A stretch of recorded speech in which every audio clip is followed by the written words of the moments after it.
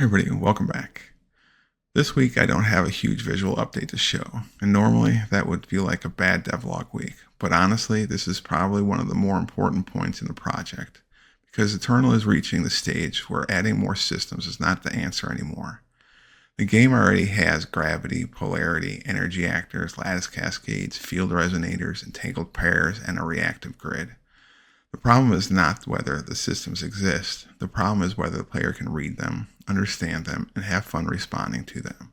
So this week I want to talk about the next phase of Eternal, turning these systems into a clear gameplay loop. Right now, Eternal is still very much a systems prototype. A lot of the core ideas are working independently. The player can move across a gravity-driven surface, actors can spawn into the world, energy excitations create pressure, the lattice cascade is becoming a more structured web-like threat. The grid reacts visually to movement and energy. But when these pieces are all active at the same time, the game can still feel noisy. That is expected at this stage. The important question is, what should the player actually be doing moment to moment? That is what I want to solve next.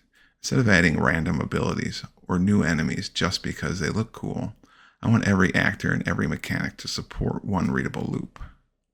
One of the biggest design challenges in Eternal is readability. The game has a lot of abstract systems: polarity, energy, gravity, field pressure, lattice structures, waves, and surface reactions. That can either be really interesting or completely confusing. So the next few months, I'm going to focus heavily on making the game easier to read. If something repels the player, that should be obvious. If something can be collapsed, the player should understand how. If an enemy is building pressure on the grid, the visual language should communicate that before the player takes damage. This is why I'm trying to finish the lattice cascade carefully instead of rushing into the next actor. The lattice cascade is a good test case for the whole design philosophy. It has growth, polarity, structure, collapse, danger, and resolution all in one system. If I can make that readable, then the rest of the actors can be designed around the same rules. This is also important because Eternal has a lot of room to grow.